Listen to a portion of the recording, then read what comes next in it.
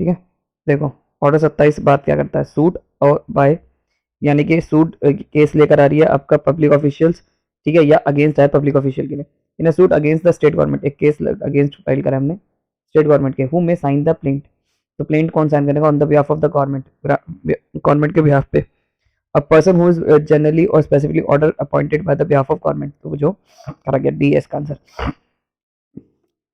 A suit for recovery of possession by the government, who will sign the plaint, कौन sign करेगा, the person nominated by the government, जो nominate करा है सरकार ने जिस बंदे को।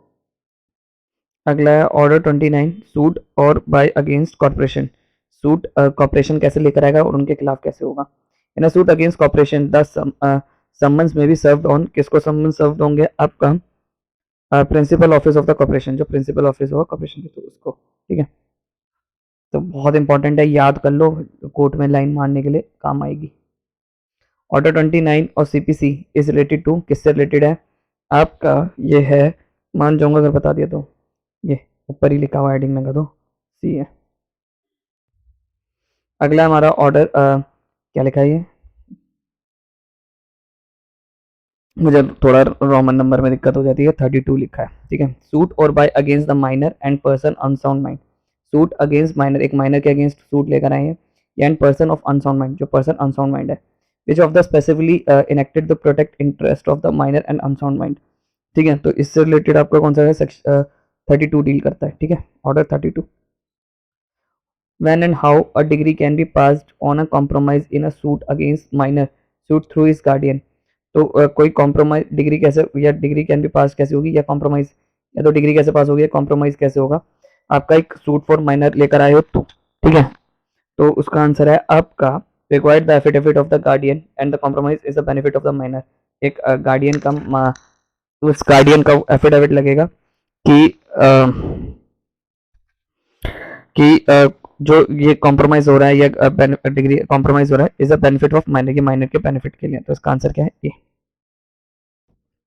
Every suit by minor shall be instituted in the name of, shall be institute किसके नाम पे करा जाएगा, आपका माइनर के नाम पे, ठीक है, इंस्टीट्यूट माइनर के नाम पे होगा, ठीक है, पर थ्रू इट्स गार्डियन लिखा जाएगा, ठीक है, जैसे मान लो दिशांत में किसी का बेबी हूँ, ठीक है, तो वर्सेस जिसके खिलाफ केस करना है, और नीचे लिखा जाएगा थ्रू इट्स गार्डियन, ठीक है।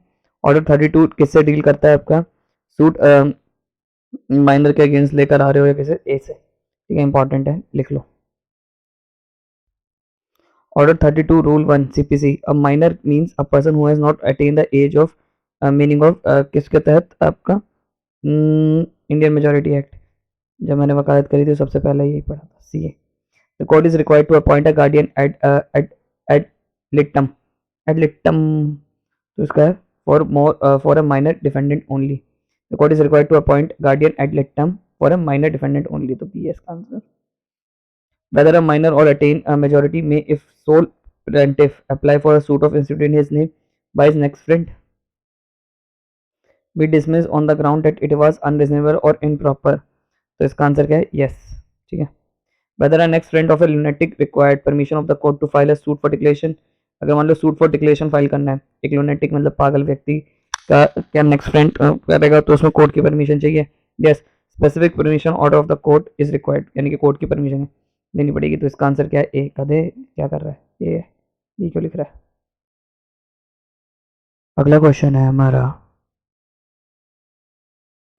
An agreement of compromise is entered into the behalf of a minor without the leave of the court, such agreement or compromise, order 32 rule 7 code of civil procedure, वो क्या माना जाएगा, आपका voidable against all the party other than the minor, तो voidable माना जाएगा। देखो क्या क्वेश्चन क्या कह रहा है, एक एग्रीमेंट और compromise is enter on the behalf of a minor without leave of the court, बिना कोर्ट के एग्रीमेंट वो हुआ है, कॉम्प्रोमाइज हुआ है, कि कोर्ट की कोई परमिशन नहीं ली गई है, ठीक है, ऑर्डर 32 रूल 7 के तहत, ठीक है, तो वो क्या माना जाएगा, वाइडेबल माना जाएगा against all the parties other than the minor, minor के अगेंस्ट नहीं माना जाएगा, बाकी सबके लिए। A suit may be instituted by minor in a minor in उस किसके नाम पे लाया जा सकता है, और is name by next friend के, ठीक है, तो बी है इसका आंसर, इंपॉर्टेंट है, नोट कर ले यार। अगला एन एग्रीमेंट एंटर इनटू और compromise on the behalf of minor without leave of the court, और 32 तो क्या माना जाएगा, वॉइडेबल माना जाएगा, ठीक है, याद रखो, against all the against all the parties इधर अ प्लेंटिफ और अ डिफेंडेंट, बट माइनर के लिए नहीं माना जाएगा, ठीक है। ये रहा, ये वाला सेम क्वेश्चन है, खुद पढ़ लो। Under order rule 9 of the CPC, next friend of a minor can be removed, can be removed कैसे हो सकता है? Under order 32 rule 9 of CPC, next friend of a minor can be removed, कैसे removed हो सकता है? बहुत important है भाई साहब ये तो, ठीक है।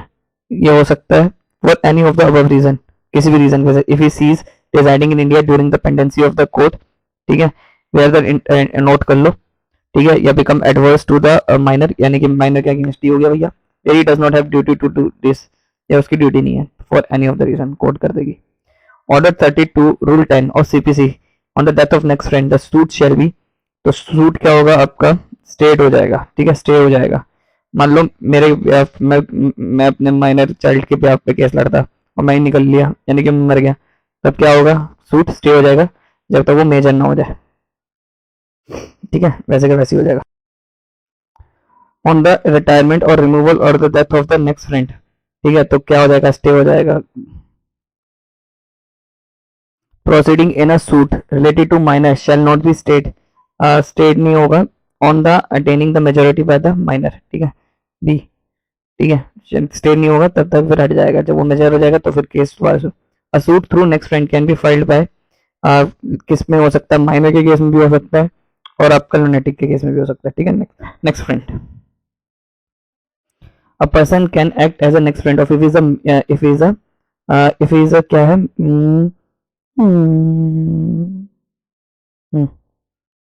fulfill all the above three requirements, कि वो मेजर होना चाहिए, साउंड माइंड होना चाहिए, have no interest adverse to that of minor, की मतलब माइनर और लुनेटिक के अगेंस्ट नहीं जाएगा, तो यही होगा, ठीक है, डी है इसका answer. Who is the guardian of ad litem, ad litem में कौन बनेगा? डिफेंडेंट की तरफ से बनता है, ठीक है। A person appointed by the court, sorry ad litem में गार्डियन वो होता है जब अपॉइंटेड एक ऐसा पर्सन जिसे कोर्ट ने अपॉइंट करा है to take legal action on the behalf of minor, कि वो लीगल एक्शन ले सकता है माइनर पे। मान लो एक ऐसे बच्चे के किससे रिलेटेड केस करना है जिसका कोई गार्डियन ही नहीं है, कोई करना ही नहीं चाहता उस बेचारे का केस, तो कोर्ट एक एड लिटम कर देगी, ठीक है, ये है इसका answer. Guardian ad litem used civil procedure code means, guardian ad litem में क्या होता है? Person defending suit on behalf of a minor, तो इसका आंसर क्या है? D. A person can be appointed as a guardian, order 23 rule 4 कब हो सकता है आपका? is on his consent in writing, ठीक है, तो ये भी है इसका आंसर। अगला ऑर्डर है हमारा 33 सूट बाय इंडिजेंट पर्सन, भैया गरीब आदमी के थ्रू केस लेकर आए हैं। 33 sued by indigent person, a person is an indigent person within a meaning of order 33 rule 1, if he is not possessed of sufficient mean to pay the fees payable of the plaintiff, यानी कि plaint कर भैया indigent person को वही माना जाएगा sufficient means, if is not, उसके पास नहीं है, पोजेस नहीं है, इतना सफिशिएंट पैसा नहीं है, sufficient means to pay the fees payable of the plaint, ठीक है, तो इसका आंसर क्या है? A. The court shall reject an application few as a indigent person, court जो है वो शैल रिजेक्ट कर देगा application for the individual where any other person has enter into an agreement with the applicant to finance the litigation, ठीक है। Court shall reject कर देगा where N other person has enter into agreement with the applicant to finance the litigation, कि जब वो कर दे, और बाकी इंपॉर्टेंट है, इस बेस पे रिजेक्ट नहीं कर सकता when it contains particular requires, ठीक है, नोट कर लो, इंपॉर्टेंट है इंडिजेंट पर्सन के लिए। Reject of application for a leave of a court, sue forma proper is, सो फॉर्मा प्रॉपर इज मींस क्या होता है? नॉट ए डिग्री, ये एक डिग्री नहीं मानी जाती, ठीक है। अगर मान लो प्रॉपर सूट के ऊपर कोर्ट ने कोई डिसीजन दिया तो वो डिग्री नहीं मानी जाएगी, ठीक है। No permission to sue as a indigent can be granted if, question कह रहा है नो परमिशन, कोई परमिशन नहीं मिलेगी इंडिजेंट पर्सन को, ठीक है। देखो इंडिजेंट बनता है क्यों है? अगर इंडिजेंट होगा तो उसे कोर्ट फीस नहीं देनी पड़ेगी, वरना इंडिजेंट नहीं होगा तो कोर्ट फीस देनी पड़ेगी, 5 लाख 10 लाख जो भी लगती है, ठीक है। अगर एप्लीकेशन करने में कोई कॉज ऑफ एक्शन रिलीज नहीं हुआ तो वो एप्लीकेशन डिसमिस हो जाएगी, ठीक है। Any other person has agreed to finance the litigation, the interest of applicant is a subject matter stand transferred person, तो ये सब रीजन है, तो all of these. A person do not have a sufficient means to pay the court fees or on a suit for recovery of money, which cause of action has occurred to him, तो कौन सा cause of action occurred हो रहा है? तो इसका answer है आपका can file a suit establish before the court he is possessed of sufficient means of court fees. तो इसका आंसर क्या है? डी। इसका आंसर क्या है? डी। ठीक है, पढ़ लेना एक बार, नोट डाउन कर लो, इंपॉर्टेंट है। Order 33 is an indigent is allowed to prosecute any suit provided he satisfies certain condition. Which of the following is not a condition? इसमें से essential बताने हैं, देखो essential नॉन essential बताना है, पर हम इसमें essential भी देखेंगे। ठीक है, तो इसमें आंसर है वैसे तो सी, he has no sufficient means of livelihood, तो ये आपका essential नहीं है, बाकी ये essential वन है। he is not possess any sufficient means to pay the prescribe the plaintiff such essential one। He is not entitled to property worth ₹1000, उसके पास 1000 से ऊपर की प्रॉपर्टी नहीं है। Essential to, he may present application for permission of sue and indigent either himself or through an authorized agent। तो essential 3।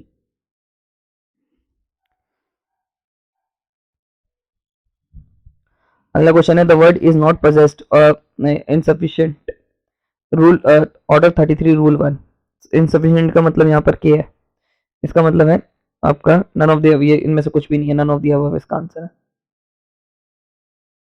दिखा देता हूँ तुम्हें, संतुष्टि हो जाए।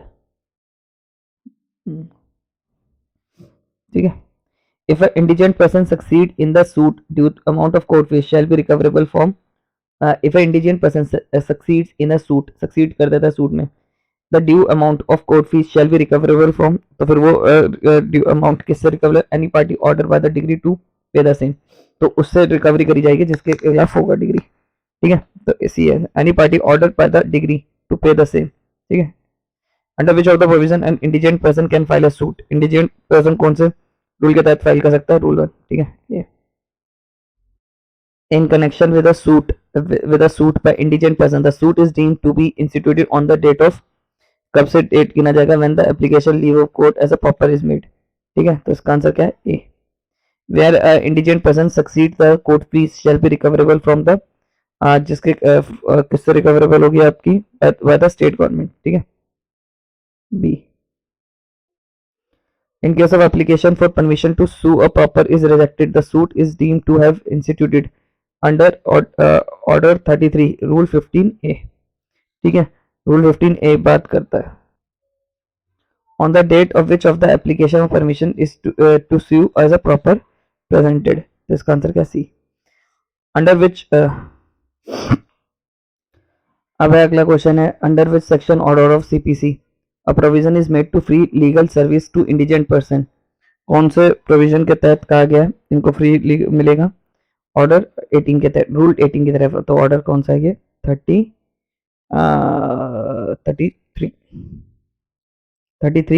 Rule 18 which are provision related to indigent person is order 33। तो इसका आंसर ए है।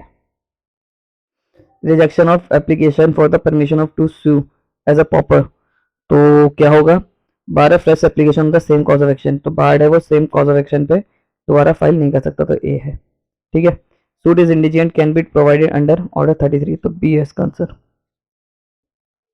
Under which of the following order CPC regarding to indigent person? 30 इसमें B. What does proper suit means? Proper suit means indigent person, to C. अगला है हमारा order 35। Order 35 बात कर इंटरप्लेटेड suits की। ठीक है, ऑर्डर 35 बात करता है आपका इंटरप्लेटेड सूट्स की। तो क्या पहला क्वेश्चन है हमारा कि which of the following deals with the plaint in interpleaded suit of the CPC. तो किससे डील करता है आपका? D 35 rule 1। ठीक है, रूल 1 डील करता है इससे, इंटरप्लेटेड सूट से।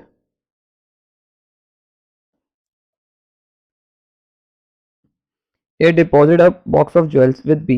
ए ने डिपॉजिट करे box of jewels with B as his agent C alleged that the jewels were wrongly obtained by A from him and then B, here B ने क्या करा यहाँ पर आपका can not institute the interpleaded suit against A and C, तो institute नहीं कर सकता इंटरप्लेटेड सूट, तो इसका आंसर क्या है? D. Which provision of the CPC debars the tenant from the filing interpleaded suit. Debar करता है कि कौन सा सेक्शन जो है वो इंटरप्लेटेड बार करता है कि केस नहीं ला सकता। ठीक है, तो कोई भी केस नहीं कर सकता, तो नन ऑफ दी है। मतलब कि क्वेश्चन का मतलब था कि इंटरप्लेटेड सूट्स में टेनेंट क्या बन सकता है, क्या टेनेंट इंटरप्रेटर सूट कर सकता है, तो आंसर है yes. In interpreter suit the plaintiff may claim, plaintiff क्या क्लेम कर सकता है आपका, कॉस्ट और चार्जेस, इंटरप्रेटर आपका कॉस्ट और चार्जेस दोनों क्लेम कर सकता है, सी है। In interpreter suit the plaintiff claims, the plaintiff क्या क्लेम कर सकता है आपका, no interest in the subject matter of the suit except the charges and और कॉस्ट, तो इसका आंसर है B. A deposit in a box of gold in a coin with B as his agent, then he write पढ़ लो यार इसे, अब इसका answer ही सीधा कर लेते हैं, डी, ए एंड सी है, इंटरप्रेटर सूट ए और सी दोनों ला सकते हैं। Related to interpleader suit has been provided CPC which of the following orders, किसमें बताया गया आपका 35 में, B. In interpreter suit there क्या होता है आपका, are several claimant and claiming the property adverse to each other, ठीक है, तो ए है इसका आंसर। ऑर्डर 36, ऑर्डर 36 किससे रिलेटेड बात करता है, ऑर्डर 36 बात करता है आपका special cases, special cases friendly suits आपके जो कि लाए जा सकते हैं वो किस में लाए जा सकते हैं आपका 90 सेक्शन 90 ऑर्डर 36 से रिलेटेड बात कर रहा है, तो ए है इसका आंसर।